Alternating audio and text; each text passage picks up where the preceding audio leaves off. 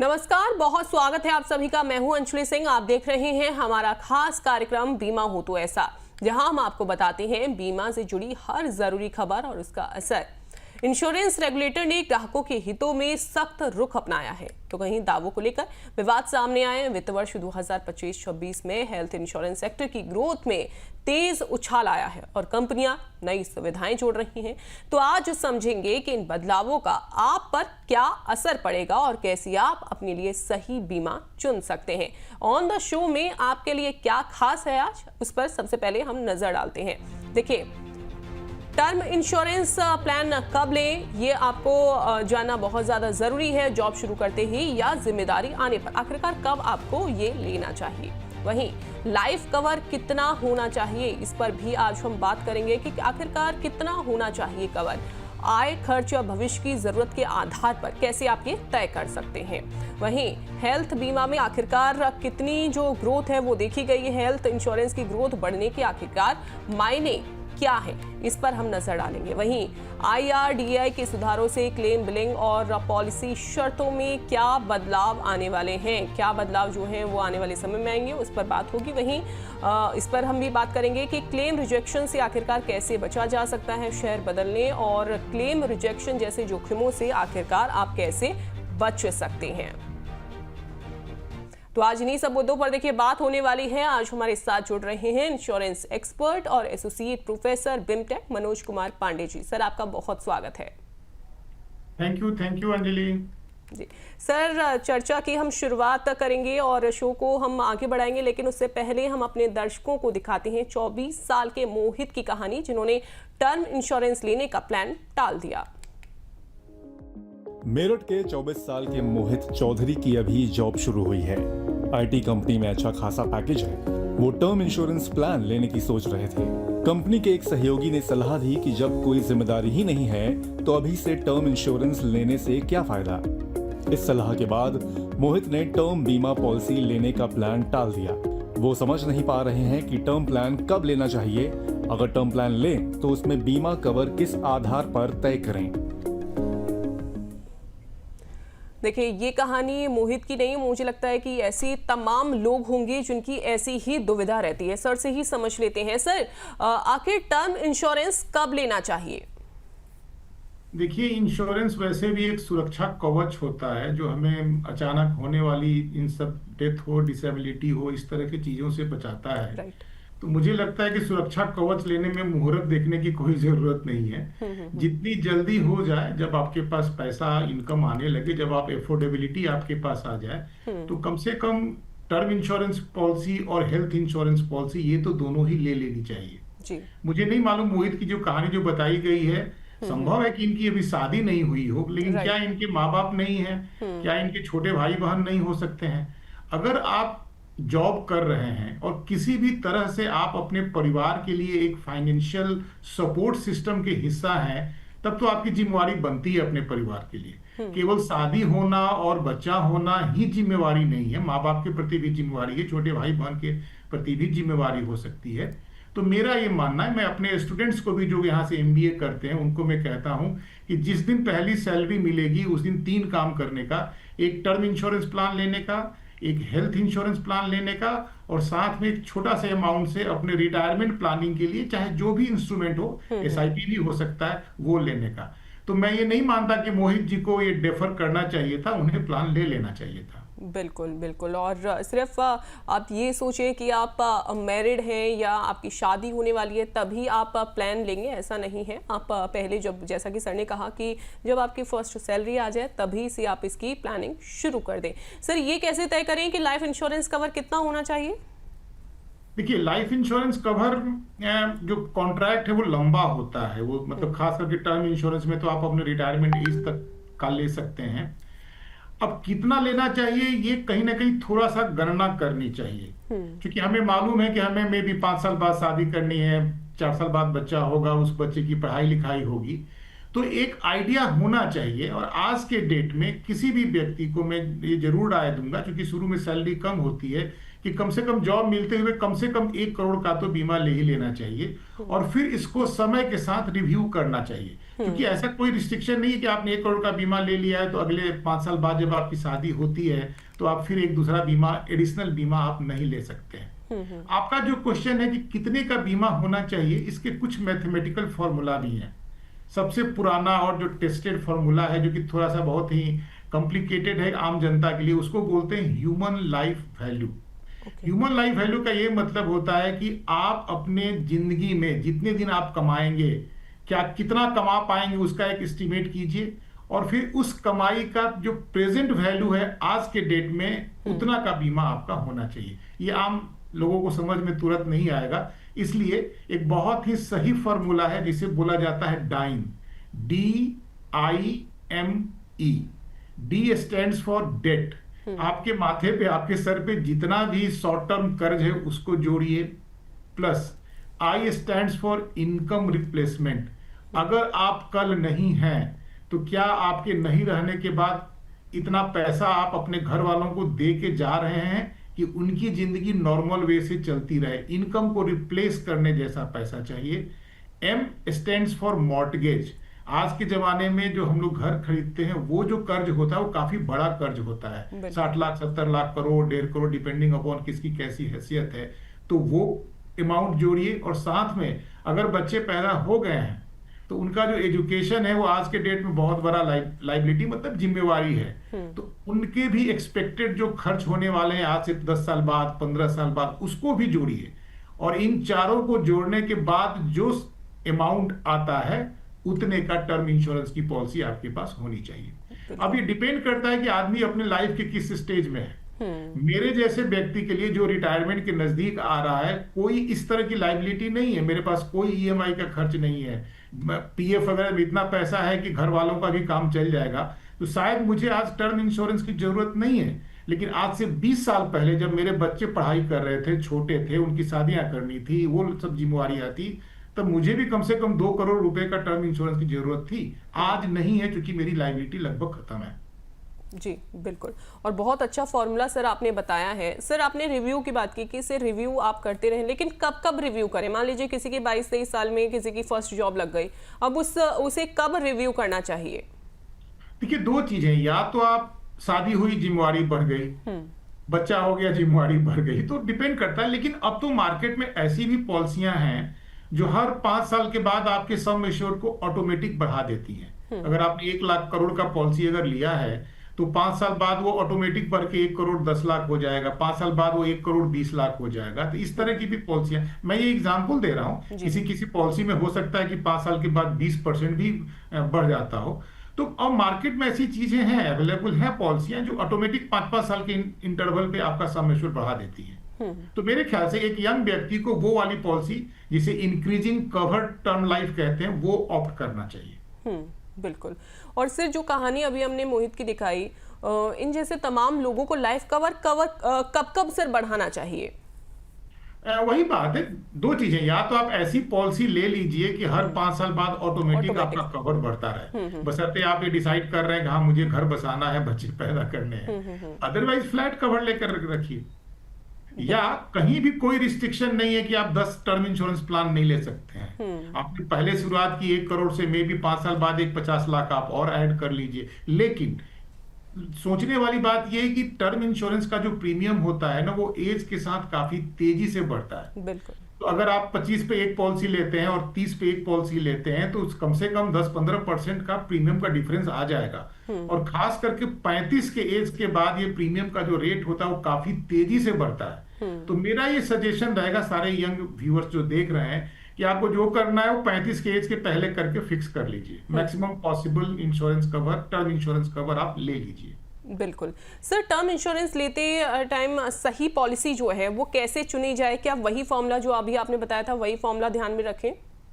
देखिए, मेरे से बहुत सारे लोग ये क्वेश्चन पूछते हैं, तो मेरा एक ही जवाब होता है, क्योंकि टर्म इंश्योरेंस प्लान में बहुत सारे एड ऑन्स नहीं होते हैं। मतलब सिंपल सा प्लान होता है कि अगर डेथ हुआ तो पैसा मिला, नहीं हुआ तो पैसा गया। बिल्कुल सिंपल सा प्लान, इसमें बहुत। तो मैं सबको यही राय देता हूं कि जो टॉप इंश्योरेंस कंपनियां हैं, जिन पे आपका भरोसा है, 5-6 को आप चूज कर लीजिए, और उसमें से जिसका भी सबसे सस्ता प्रीमियम अगर दिख रहा है, बशर्ते कवर सबका सेम हो, आप उसे ऑप्ट कर लीजिए। इसमें बहुत ज्यादा बुद्धि लगाने की जरूरत नहीं है, अनलेस अनटिल आप बहुत सारे राइडर्स का ऑप्शन देख रहे हैं, ऐड डिलीट करने की कोशिश कर रहे हैं। अदरवाइज रिप्यूटेड ब्रांड, जो कि इंडिया में सभी रिप्यूटेड है, जो भी कंपनी इंडिया में IRDAI के द्वारा रजिस्टर्ड है, रेगुलेटेड है, वो सभी अच्छी हैं। फिर भी एक दिल में तो होता ही है ना कि टॉप 5, टॉप 6, टॉप 7 ले लीजिए, और जो सबसे सस्ता प्रीमियम है उसको आप ऑप्ट कर लीजिए। बिल्कुल। तो अगर आपने अभी तक टर्म प्लान नहीं लिया है और देखिए आपकी उम्र धीरे धीरे बढ़ रही है, तो कोशिश करिए कि ये आप प्लान ज़रूर शामिल करें। चलिए अब आगे बढ़ेंगे। दर्शकों के लिए कुछ अहम और इम्पॉर्टेंट खबरें इंश्योरेंस सेक्टर से जुड़ी हुई आज हम आपके लिए लेकर आए हैं। भारत में सामान्य बीमा क्षेत्र में वित्त वर्ष 2026 के दौरान प्रीमियम वृद्धि बढ़कर 9.3% हो गई, जो पिछले साल की अगर हम बात करें वो 6.2% थी। इस तेजी की सबसे बड़ी वजह जो स्वास्थ्य बीमा है उसकी मजबूत मांग रही है, जिसमें 19.4% की ग्रोथ दर्ज की गई। बाजार में निजी कंपनियों की हिस्सेदारी लगातार मजबूत हो रही है, जबकि बड़ी 10 कंपनियों की कुल प्रीमियम की बड़ी हिस्सेदारी इसमें रही है। सर, स्वास्थ्य बीमा सेक्टर की प्रीमियम आय जो है 19.4% की तेजी क्या आने वाले समय में क्षेत्र की ओर और बढ़ने का जो संकेत है वो दे रहे हैं? बढ़ने का मतलब बिल्कुल, कोविड के बाद से जो हेल्थ इंश्योरेंस का जो एक एक्सेप्टेंस या अवेयरनेस प्लस एक्सेप्टेंस जो दिखा है वो कंटिन्यू कर रहा है। ये अच्छी बात है, क्योंकि हेल्थ बहुत ही इंपॉर्टेंट है। लेकिन प्रीमियम जो बढ़ा है, इसमें मैं मानता हूं कि बहुत बड़ा श्रेय जो मेडिकल इन्फ्लेशन है उसका है। क्योंकि आपको जैसा कि मालूम होगा कि नॉर्मल इन्फ्लेशन अगर 5-6% रहता है, तो मेडिकल में जो मेडिकल केयर का जो खर्च बढ़ रहा है वो 14-15% के आसपास होता है, जो कि अच्छा संकेत नहीं है। लेकिन वही बात है, हम जैसे जो कस्टमर है वो जाएंगे कहाँ? क्योंकि सरकारी तंत्र अब लगभग, मैं ये नहीं कहता खत्म हो गया, लेकिन काफी कॉम्प्रोमाइज्ड है, और हमें अब कहीं ना कहीं प्राइवेट सेक्टर के हेल्थ केयर पे ही डिपेंड करना पड़ता है, और उसके लिए फिर जरूरत होता है कि हमें हेल्थ इंश्योरेंस रखना पड़ेगा, और ये कारण है कि ये प्रीमियम बढ़ रहा है। बिल्कुल सर, इसी में जनरल इंश्योरेंस कंपनियों में न्यू इंडिया एश्योरेंस ने करीब 42 यानी कि 42,000 करोड़ रुपए के प्रीमियम के साथ टॉप स्थान जो है वो बनाए रखा है। अब ये बाजार में सर सरकारी कंपनियों की स्थिति के बारे में क्या संकेत देता है? नहीं, न्यू इंडिया हमेशा से टॉपर रहा है। जब से इंश्योरेंस सेक्टर ओपन अप हुआ है तब से लेकर के आज तक वो टॉपर कंपनी ही रहा है, और अच्छे खासे मार्जिन से रहा है। लेकिन न्यू इंडिया को अलग करना पड़ेगा, क्योंकि न्यू इंडिया नो डाउट सरकारी कंपनी है, लेकिन 4 सरकारी कंपनियों के बीच में न्यू इंडिया एक अलग कंपनी हो गई है। एक तो उसका IPO आ गया है, उसमें प्राइवेट पार्टिसिपेशन भी आ गया है, लेकिन परफॉर्मेंस के डिफरेंट बेंचमार्क पर भी न्यू इंडिया एक अलग मुहिम पे है। बाकी जो 3 जनरल इंश्योरेंस की कंपनियां हैं वो उतना अच्छा परफॉर्म नहीं कर पा रही हैं। इवन की जो एक वेरी बेसिक मिनिमम क्राइटेरिया होता है सॉल्वेंसी मार्जिन का, जो कंपनी की माली हालत, आर्थिक स्थिति को दर्शाता है, वो ठीक से काम नहीं कर पा रही है। तो मेरे ख्याल से जब भी हम कंपेयर करें, न्यू इंडिया को हम अलग रखें और मे भी बाकी 3 को एक साथ रखें, और उन तीनों जनरल इंश्योरेंस कंपनी जो कि प्राइवेट मतलब पब्लिक सेक्टर की हैं, उनमें काम में सुधार की बहुत सारी गुंजाइश है। बिल्कुल। तो क्या सर प्रीमियम आय में जोरदार जो वृद्धि इस समय जो हम देख रहे हैं, क्या इससे आने वाले समय में हेल्थ बीमा पर किसी तरीके का असर, यानी क्या वो कम हो सकते हैं, सस्ते हो सकते हैं? मतलब नहीं, दुर्भाग्य से मैं ये नहीं कह सकता है कि बिजनेस वॉल्यूम बढ़ने से कोई प्रीमियम में कमी आने वाली है। Rather may be I may seem pessimistic, लेकिन कहीं ना कहीं हेल्थ इंश्योरेंस का जो अभी स्थिति चल रहा है वो बहुत सुंदर तो नहीं है। मेडिकल इन्फ्लेशन इतनी तेजी से बढ़ रहा है और इसके ऊपर कोई कंट्रोल लग नहीं पा रहा है। प्राइवेट सेक्टर का दबदबा बढ़ता जा रहा है हेल्थ केयर में, और सरकार अभी तक जो बहुत दिनों से एक डिमांड है कि एक कॉमन रेगुलेटर होना चाहिए हेल्थ केयर प्रोवाइडर्स का, वो हो नहीं पा रहा है। आइडियली तो एक ही रेगुलेटर होना चाहिए जो इंश्योरेंस के हेल्थ वर्टिकल को भी देखे और हेल्थ केयर हॉस्पिटल्स को भी देखे। ये बातें पिछले 10 साल से चल रही है, डिमांड आ रहा है, लेकिन मुझे नहीं मालूम है कि इसमें क्या अड़चन है, और जब तक ये नहीं होता है मेरा मानना है कि बहुत कुछ सुधार की गुंजाइश मुझे नहीं दिखती है। सॉरी टू से लाइक दिस। बिल्कुल बिल्कुल सर।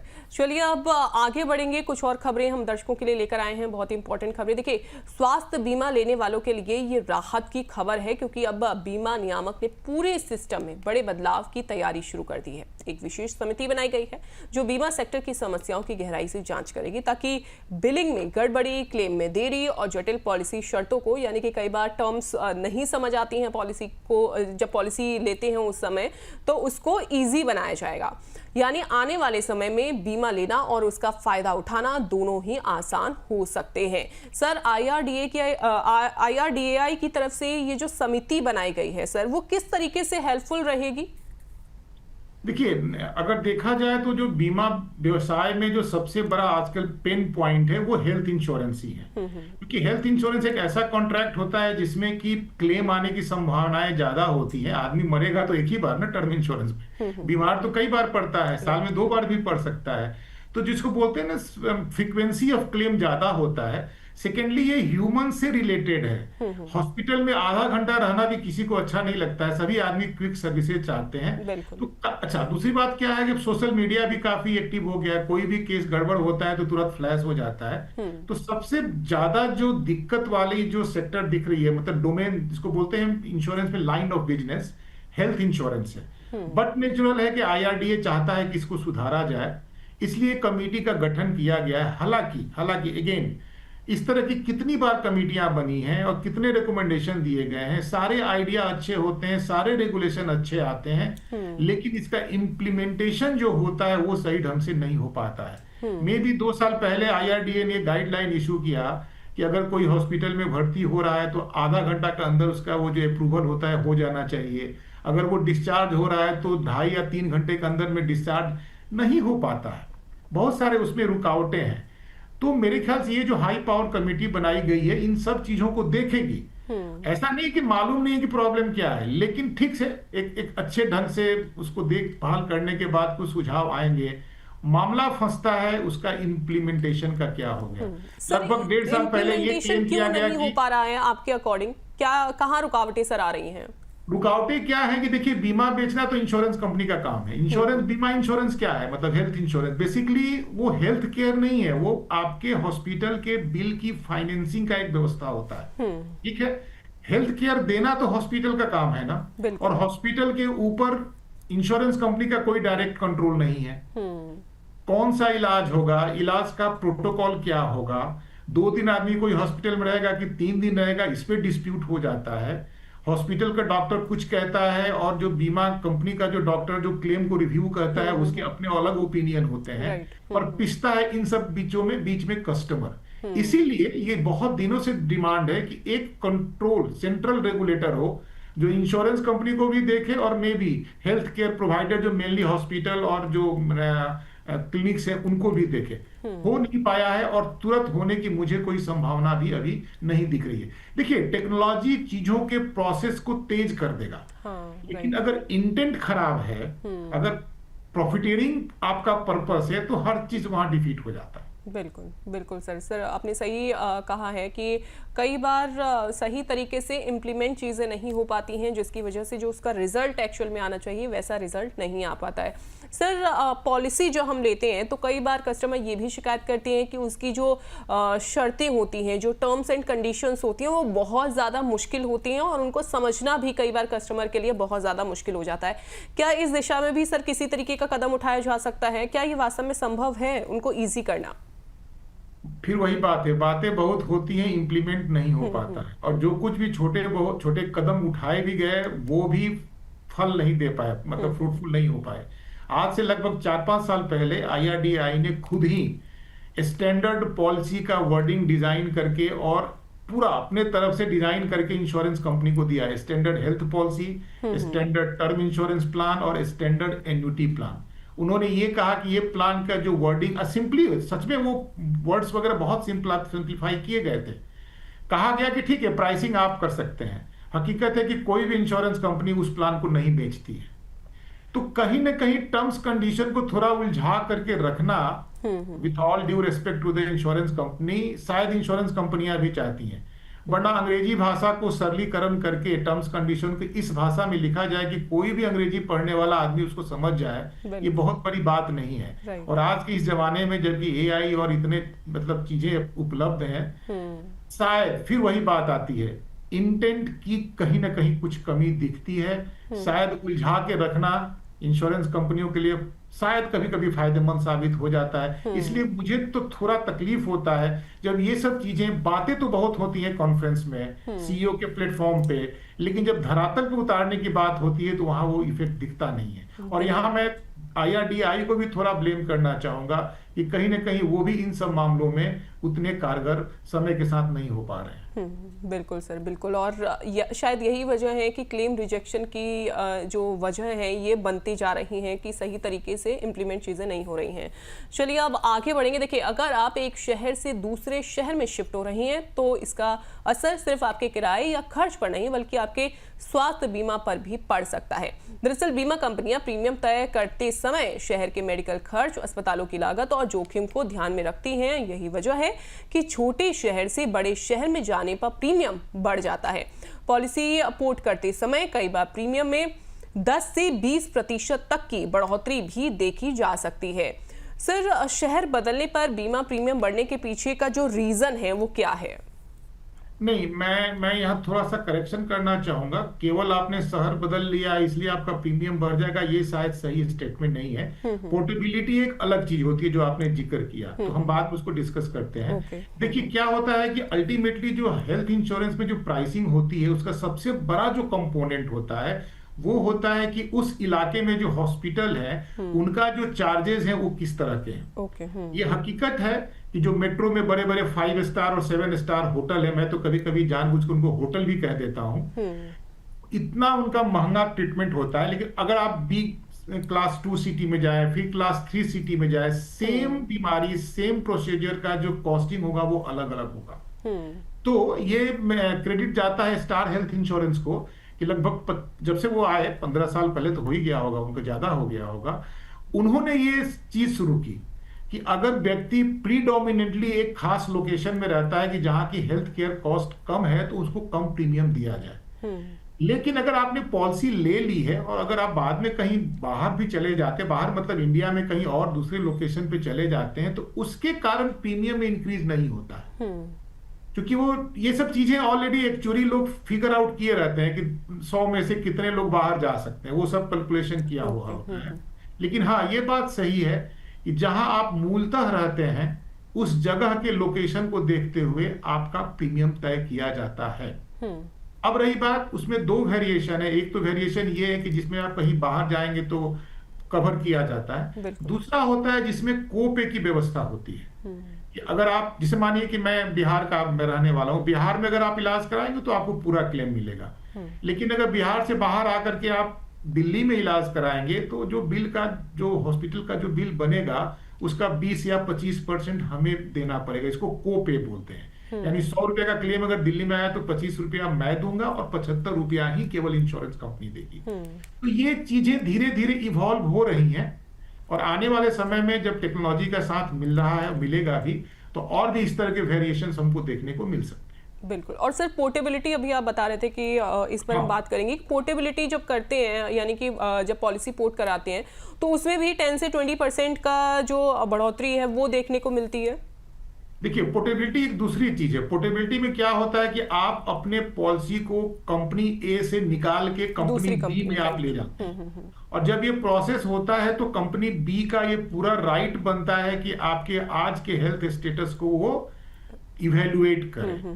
तो आपका एज भी तो बढ़ जाता है, हो सकता है आपकी कुछ बीमारियां हो गई हो। पोर्टेबिलिटी में केवल यही फायदा होता है कि वो जो प्री एग्जिस्टिंग डिजीज वगैरह का जो एक टाइम फ्रेम होता है वो अगर आपने क्रॉस कर लिया है तो नई वाली कंपनी आपको वो इंसिस्ट नहीं करेगी, लेकिन वो अपने लेवल से अंडरराइटिंग करती हैं, और जब अंडरराइटिंग करती हैं तो अगर आपका हेल्थ ठीक नहीं है तो आपका प्रीमियम बढ़ेगा।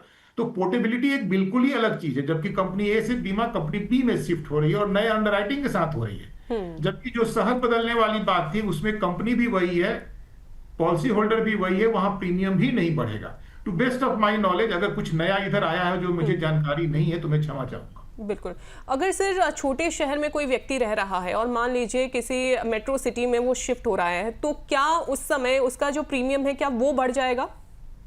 नहीं, to best of my knowledge आज के डेट में ऐसी कोई पॉसिबिलिटी नहीं है। जैसा कि मैंने पहले बताया, दो वेरिएशन है, या तो प्रीमियम वही रहेगा और आप कहीं भी इलाज करा सकते हैं, और जैसा कि मैंने कहा एक्चुअली जो प्राइसिंग करते हैं वो इन सब चीजों को फैक्टर कर लेते हैं। और दूसरा जो ऑप्शन है वो जो कोपे वाला ऑप्शन है, हो सकता है कि आपकी पॉलिसी में कंडीशन लिखा हो कि आप अपने स्टेट में इलाज कराएंगे तो पूरा क्लेम, बी ग्रेड सिटी में जाएंगे तो 10% कोपे, और ए ग्रेड में जाएंगे तो 20% कोपे। ये पॉलिसी में मेंशन रहेगा, इवन कि कहां कहां कितना कोपे लगेगा वो मेंशन होगा। बिल्कुल सर। सिर्फ आपने जॉब बदल लिया, आप एक जगह से बी जगह चले जाएंगे, तो जहां तक मेरी जानकारी है प्रीमियम नहीं बढ़ेगा। प्रीमियम बढ़ेगा, वो तो हेल्थ में प्रीमियम बढ़ता है जब आप एज ब्रैकेट आपका बदल जाएगा, जब आप 35 से 40 हो जाएंगे तो वो बदलेगा। लेकिन केवल जगह बदलने से प्रीमियम बदलता हो किसी एग्जिस्टिंग पॉलिसी में, ये मेरी जानकारी में अभी नहीं है। बिल्कुल बिल्कुल। तो यानी कि जो प्रीमियम है वो नहीं बदलने वाला है जैसा कि सर कह रहे हैं, लेकिन हाँ क्लेम में थोड़ा सा डिफरेंस जरूर देखने को मिल सकता है। चलिए अब आगे बढ़ेंगे। मैं आपको जस्ट ऐड कर दूं कि मेरे ख्याल से 1 साल पहले बजाज जनरल ने एक आपके लिए, नाम ही था उस पॉलिसी का आपके लिए था, वो हेल्थ इंश्योरेंस पॉलिसी लाई थी जिसमें हर स्टेट के लिए अलग अलग प्रीमियम था, और उस पॉलिसी में गुजरात और महाराष्ट्र को नहीं पॉलिसी दिया गया था, क्योंकि इंश्योरेंस कंपनी का मानना था कि इन 2 स्टेट्स में जो हेल्थ केयर कॉस्ट बहुत ही ज्यादा है, जो हमारा जो मॉडल है उसको सस्टेन नहीं कर पाएगा। तो गुजरात महाराष्ट्र के लिए पॉलिसी नहीं थी, लेकिन बाकी सबके लिए आपके लिए पॉलिसी उन्होंने लॉन्च की थी। अलग अलग रेट था अलग अलग स्टेट के लिए। बिल्कुल बिल्कुल। चलिए अब आगे बढ़ेंगे। देखिए देश भर में हेल्थ इंश्योरेंस क्लेम्स के खारिज होने के जो मामले हैं वो भी लगातार बढ़ रहे हैं। कई बार पॉलिसी में कवर होने के बावजूद कंपनियां टेक्निकल या शर्तों के आधार पर दावे को अस्वीकार कर देती हैं। एक हालिया फैसले में उपभोक्ता आयोग ने स्पष्ट किया कि बीमा कंपनियां शब्दों के जाल में फंसाकर क्लेम नहीं रोक सकती। आयोग ने यह भी कहा कि ग्राहकों को बिना उचित कारण के क्लेम से वंचित करना गलत है और जरूरत पड़ने पर कंपनियों को भुगतान भी करना होगा। सर क्लेम रिजेक्शन की बहुत सारे हमने जो खबरें हैं वो हमने सुनी हैं, कई बार क्लेम जो है वो रिजेक्ट हो जाता है। किन कारणों की वजह से क्लेम सर रिजेक्ट हो रहे हैं? देखिए क्लेम रिजेक्ट होने के बहुत सारे जेन्युइन कारण भी हैं, और जो आपने बात कहा कि शब्दों की जाल में फंसा करके, वो भी एक कारण है। जेन्युइन कारण ये कि जब भी आप हेल्थ इंश्योरेंस की पॉलिसी लेते हैं, फॉर दैट मैटर कोई भी पॉलिसी लेते हैं, तो वहां आपसे ये उम्मीद की जाती है कि जो प्रपोजल फॉर्म है उसमें जितने भी क्वेश्चन है उस क्वेश्चन का बिल्कुल आप सही जवाब दें। हेल्थ इंश्योरेंस में और ये सेंसिटिव हो जाता है कि कभी कभी कोई छोटी छोटी चीज में भूल जाते हैं, यानी आपका जो हेल्थ के बारे में जो इंफॉर्मेशन मांगा गया है उसको आप बिल्कुल सही ढंग से दें। कई बार ऐसा होता है कि आदमी को डायबिटिक है, थोड़ी बहुत दवाई लेके काम चला रहा है, हॉस्पिटल में कभी कभी इलाज भी कर लिया, लेकिन अभिकर्ता शायद ये बोल सकता है कि छोड़िए मत लिखिए वरना आपका प्रीमियम बढ़ जाएगा। इस तरह की गलती बिल्कुल नहीं करनी चाहिए। तो पहला तो कारण जो होता है रिजेक्शन का वो ये होता है कि आपने बीमा लेते वक्त अपने हेल्थ के बारे में कुछ छिपाया, और उस छिपाई हुई बीमारी के कारण ही आप हॉस्पिटल में चले गए। या रूल तो ये भी कहता है कि अगर ये पता चल जाएगा कि आपने कुछ छिपा करके बीमा लिया है तो पॉलिसी को कैंसिल भी किया जा सकता है।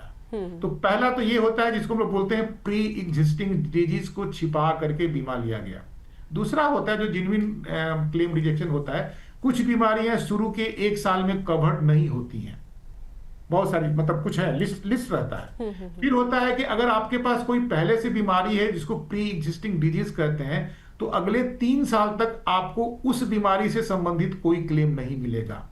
तो अगर इस कारण से अगर क्लेम रिजेक्ट हो रहा है तो उसमें कोई गलत नहीं, वो टर्म्स कंडीशन के अनुसार ही हो रहा। अब रही बात जो शब्दों की जाल वाला है, ऐसा जरूर देखा जा रहा है कि बहुत सारे केसेस में कहीं ना कहीं डिले करने का एक अप्रोच दिख रहा है। क्लेम सेटल हो रहा है, जवाब ही नहीं मिल रहा है, बाद में उसको डिक्लाइन कर दिया जाता है छोटा सा कोई एक्सक्यूज लेकर के, और बाद में जो कस्टमर थोड़ा स्ट्रांग वर्ड के साथ जब अप्रोच करता है इंश्योरेंस कंपनी को, कंप्लेन करता है, तो वही क्लेम एडमिट हो जाता है। ये जो चीजें हो रही हैं ये कहीं ना कहीं इंश्योरेंस इकोसिस्टम को बदनाम कर रही हैं, और इसके लिए इंश्योरेंस कंपनियां जिम्मेवार हैं। तो मैं इस बात से बिल्कुल इनकार नहीं करता कि कुछ चीजें जो हो रही हैं वो शायद वहां बहुत ही सुधार की गुंजाइश है। बिल्कुल सुधार की गुंजाइश है। लेकिन सर अब मान लीजिए क्लेम कोई ये चाहता है कि उसका क्लेम रिजेक्ट हो ही ना, तो ऐसे समय में ग्राहक को क्या कदम सर उठाने चाहिए? एक तो आपने बताया कि अगर आपको कोई भी पहले से कोई डिजीज है तो आप इसको छिपाएं नहीं, आपको इसे बता देना है जब भी आपको बीमा लेना है। इसके अलावा सर किन बातों का ध्यान रखें? बस यही एक बात है जो हेल्थ इंश्योरेंस में ध्यान में रखना कि आपके तरफ से कोई भी गलती नहीं हुई हो। अदरवाइज अब नियत खराब है अगर इंश्योरेंस कंपनी को, तो वो तो तंग करेगा, लेकिन अल्टीमेटली सत्यम होता है ना, सत्य की विजय होती है, आपको क्लेम मिलेगा अगर आपने प्रपोजल फॉर्म में कोई भी चीज छुपाई नहीं है। तो ये मैं दावे के साथ कह सकता हूँ। थोड़ा बहुत टीथिंग ट्रबल होगा, लेकिन क्लेम रिजेक्ट करने की हिम्मत किसी भी इंश्योरेंस कंपनी को नहीं है अगर आपने सच्चा अपना प्रपोजल फॉर्म भरा है। बिल्कुल। लेकिन सर अगर मान लीजिए अगर ऐसा हो गया है और कस्टमर ये दावा कर रहा है कि नहीं हमारी तरफ से सारी चीज़ें ठीक है, उसके बावजूद भी कंपनी ने हमारा जो क्लेम है वो रिजेक्ट कर दिया, ऐसे समय में सर फिर क्या कदम उठाए जा सकते हैं, कहाँ शिकायत की जा सकती है? बिल्कुल, मैं खुद 2 ऐसे केसेस को जानता हूं जो मेरे पास लाए गए, और जब थोड़ा सा एक स्ट्रॉन्ग ईमेल बना करके टर्म्स एंड कंडीशन को कोट करते हुए उसी क्लेम मैनेजर को भेजा गया तो क्लेम पास हो गया। तो ये थोड़ी सी दुख वाली बात है, लेकिन ये हकीकत है कि 2 तो मैंने खुद अपने हाथों से किया है। अब रही बात कि हमारे पास ऑप्शन क्या है। अगर आपको लगता है कि आपका क्लेम जेन्युइन था और इंश्योरेंस कंपनी ने फुल्ली रिजेक्ट कर दिया है या पार्सली रिजेक्ट किया, ये भी होता है कि 50,000 का क्लेम था, केवल 30,000 पास हुआ, 20,000 नहीं दे रहा है, तो मेरी राय है कि कोई भी आपके अगल बगल में जो थोड़ा बहुत भी जो इंश्योरेंस का जानकार हो, आप उनसे संपर्क करें, क्योंकि टेक्निकल चीजें थोड़ा समझ लीजिए। उसके बाद जो हर इंश्योरेंस कंपनी में एक, पहले तो आप उसी क्लेम मैनेजर को लेटर लिखिए, वो नहीं सुनता है तो हर कंपनी में ग्रीवांस रिड्रेसल ऑफिसर की नियुक्ति होती है, उनका काम ही यही होता है शिकायत का निवारण करना। आप उनको भेजिए, उन्हें 30 दिन के अंदर में जवाब देना पड़ता है, देना चाहिए एज पर IRDAI रिपोर्ट। अगर वो जवाब नहीं देते हैं तो मेरा मानना है कि आपको फिर अपने इलाके के जो इंश्योरेंस ओम्बड्समैन है उनके पास शिकायत करनी चाहिए।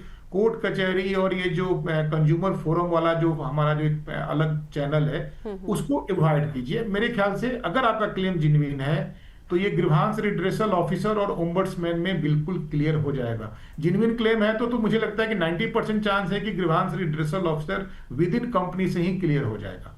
बिल्कुल बिल्कुल, तो इन बातों का आपको ध्यान रखना है। और साथ ही आप जो कोई भी जब भी आप पॉलिसी लें उसमें कोई भी टर्म्स हैं या आपने कोई भी डॉक्यूमेंट स्टार्टिंग में दिए हैं, सभी का आप एक प्रूफ बनाकर शुरुआत से ही रखें, तो ये आगे चल के आपको बहुत ज़्यादा हेल्पफुल रहने वाला है, आपके लिए बहुत ज़्यादा मददगार। मैं अंजलि ऐड करना चाहूंगा, अब तो बहुत सारी ऐसी कंपनियां भी इस मार्केट में आ गई हैं जो रिजेक्टेड क्लेम के लिए कस्टमर को हेल्प करती हैं। ठीक है, उनके अपने कुछ फी होते हैं, मेरे ख्याल से वो 10% 15% तक शायद क्लेम अमाउंट जो फंसा है निकालने पे ले लें, लेकिन इस तरह की कंपनियां भी अब मार्केट में है। अब उनके पास लीगल एक्सपर्ट होते हैं, उनके पास इंश्योरेंस एक्सपर्ट होते हैं जो हम और आपके पास नहीं होंगे, तो वो चीजों को देखते हैं और स्ट्रॉन्ग, और उनसे ये इंश्योरेंस कंपनियां डरती नहीं है क्योंकि उनके पास मालूम है कि ये लीगल फोरम से आ रहा है, एक पढ़े लिखे आदमी की तरफ से ये सपोर्ट मिल रहा है, तो वो भी एक ऑप्शन हो सकता है, लेकिन उसमें फी इन्वॉल्व है। बिल्कुल, तो इस ऑप्शन को भी आप कंसीडर कर सकते हैं। और अगर आपका इंश्योरेंस से जुड़ा हुआ कोई भी सवाल है, देखिए आप अपना सवाल हम तक पहुंचा सकते हैं। तरीका बहुत ही आसान है, बहुत ही सिंपल सा प्रोसेस है। देखिए आपको लिखना है INSU और उसके बाद आपको व्हाट्सएप कर देना है अपना सवाल 9354027995 पर। और इसके अलावा आप यूट्यूब के जरिए, फेसबुक के जरिए और एक्स हैंडल के जरिए भी अपना सवाल हम तक पहुंचा सकते हैं। अब हम चलते हैं अपने अगले सेगमेंट जानो फिर मानो में।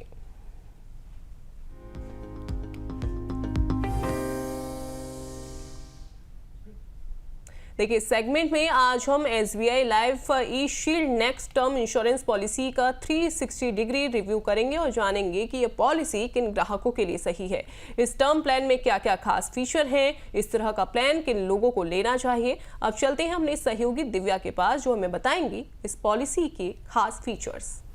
जी बिल्कुल, बहुत बहुत शुक्रिया अंजलि। और जैसा कि अंजलि ने आप सभी लोगों को बताया, हमारी जो आज की पॉलिसी है जानो फिर मानो में, उसका नाम है SBI life e shield next policy.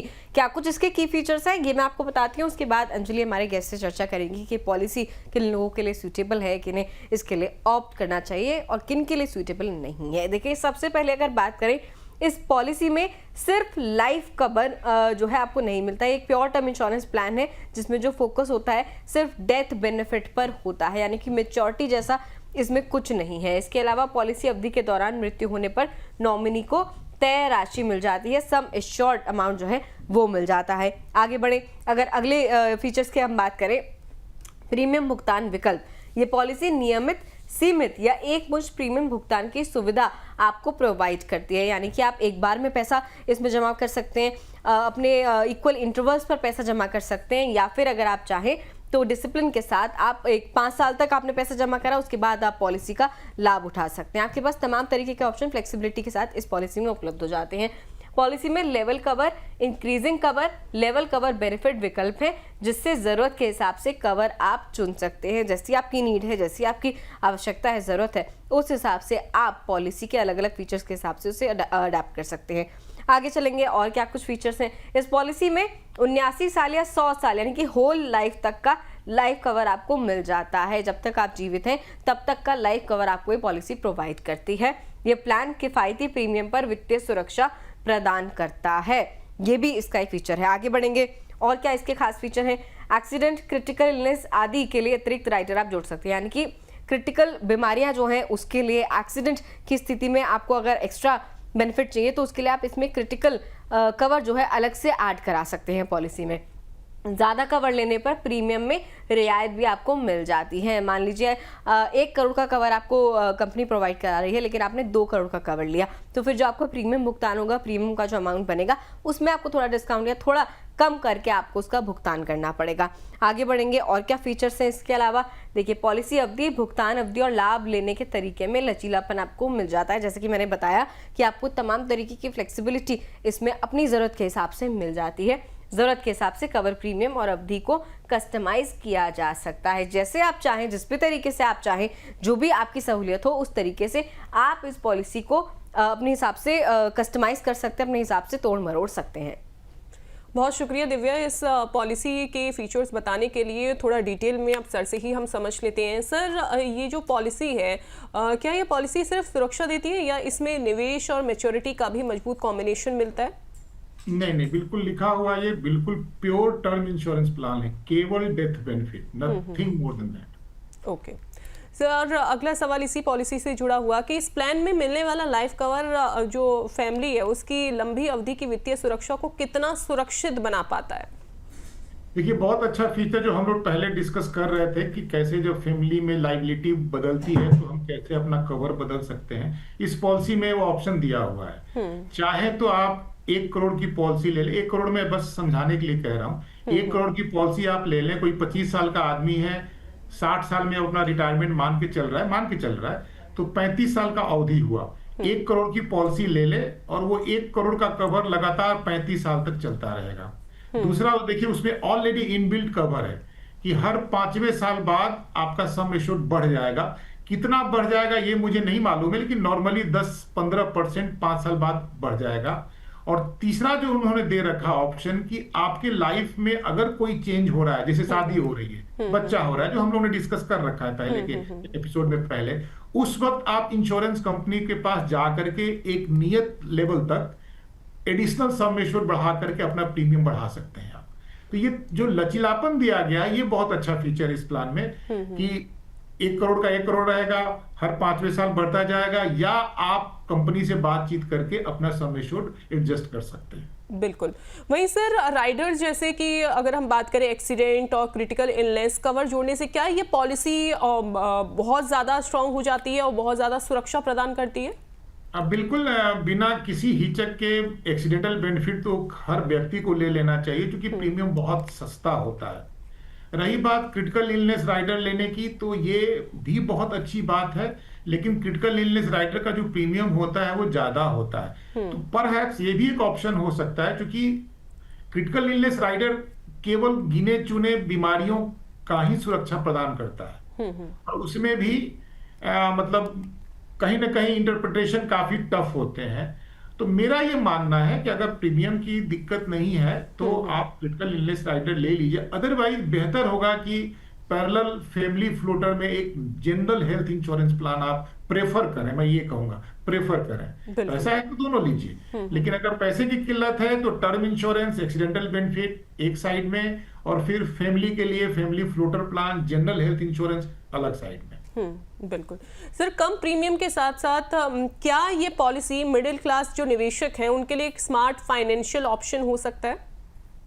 निवेशक अगर आप कह रही हैं तो आपका मतलब है कि फाइनेंशियल प्लानिंग में सिक्योरिटी सबसे पहला लेयर होता है, उस पॉइंट ऑफ व्यू से यस, रिटर्न तो यहाँ कुछ भी नहीं होने वाला है, तो वो ठीक है। और रही बात जहां तक टर्म इंश्योरेंस की बात होती है अंजलि जी, वही बात है ना कि आप अपनी जिंदगी के किस पड़ाव पे हैं, आपका कितना लाइबिलिटी है, उस लाइबिलिटी और पॉइंट ऑफ व्यू से आपको हमेशा अपने पॉलिसी को रिव्यू करना चाहिए। और एक सर्टेन एज के बाद जब लाइबिलिटी धीरे धीरे घटने लगती है तब शायद टर्म इंश्योरेंस की जरूरत नहीं होती है। हालांकि अगर आदमी ऊपर जा रहा है तो जाते वक्त अपने परिवार के लोगों को कुछ दे करके जाए तो बुराई क्या है, तो बुढ़ापे तक भी अगर आप टर्म इंश्योरेंस एफोर्ड कर सकते हैं तो कीजिए। जैसे इस प्लान में है कि आप 100 साल की उम्र तक टर्म इंश्योरेंस प्लान चला सकते हैं, प्रैक्टिकली उसकी जरूरत नहीं पड़ती है। बिल्कुल सर, टर्म इंश्योरेंस पॉलिसी अगर किसी को लेनी हो तो क्या उसमें राइडर सेट करवा सकते हैं, और कौन कौन से राइडर ऐसे हैं जो लेने चाहिए? इंडिया में जो राइडर की स्थिति है बस यही 2 राइडर अवेलेबल हैं। एक्सीडेंटल बेनिफिट, एक्सीडेंटल बेनिफिट का मतलब ये होता है कि अगर डेथ एक्सीडेंट के कारण हुआ तो एडिशनल सम एश्योर्ड मिलेगा। नॉर्मल डेथ हुआ तो बेस पॉलिसी ही काम करेगी। क्रिटिकल इलनेस में क्या होता है कि अगर आपको वो जो आजकल तो हालांकि फैशन में ये लोग 70-75 बीमारियों तक का नाम दे देते हैं, वरना मुझे याद है कि जब शुरुआत 15-20 साल पहले जब ये चीजें आई थी तो केवल 13 या 15 बीमारियां ही कवर होती थी, उसी को बढ़ा चढ़ा करके बताया जाता है। उसमें क्या होता है कि अगर बीमारी आपको हुई तो ये हॉस्पिटलाइजेशन कवर जैसा ऑपरेट नहीं करता है कि आप हॉस्पिटल में भर्ती हुए हैं तो आपको हॉस्पिटल का खर्च दिया जाएगा। अगर वो बीमारी हुई और उस सीवियरिटी की हुई, क्योंकि हर बीमारी में लिखा रहेगा कि कितना होने के बाद ही ये क्लेम मिलेगा, तो आपको पूरा सम एश्योर्ड दे दिया जाता है। जैसे उसमें लिखा रहेगा कि अगर हार्ट का कोई प्रॉब्लम है तो केवल बाईपास सर्जरी या एंजियोप्लास्टी में ही मिलेगा। केवल आपको सीने में दर्द हो गया और हल्का फुल्का हार्ट अटैक आ गया और हॉस्पिटल में गए, लौट के आ गए, तो कुछ नहीं मिलने वाला। तो टाइप ऑफ दैट डिजीज जो कवर किया गया है, लिस्टेड है, और उस सीवियरिटी, उतना बीमार आपको होना पड़ेगा तब जाकर के क्लेम मिलता है। और फिर इसमें और भी कुछ कंडीशंस हैं, जैसे शुरू के फर्स्ट महीने में आपको क्लेम नहीं मिल सकता है। दूसरी बात है कि उस बीमारी को होने के बाद 45 दिन या 60 दिन, अलग अलग पॉलिसी के अलग अलग आपको जिंदा रहना है। अगर उस बीमारी से व्यक्ति मर गया तो क्लेम नहीं मिलेगा टर्म क्रिटिकल इलनेस राइडर। आपको 45 दिन 60 दिन उस बीमारी के बाद जिंदा रहना है, तभी वो क्लेम मिलता है। सर्वाइवल पीरियड बोलते हैं उसको। तो ये सब कुछ टर्म्स कंडीशन है, लेकिन मेरा अपना व्यक्तिगत मानना है कि पैसा हो तो पहले आप टर्म इंश्योरेंस, एक्सीडेंटल राइडर ले लीजिए, साथ में एक अच्छा खासा पैरेलल पूरे फैमिली के लिए health insurance, normal health insurance पहले लीजिए।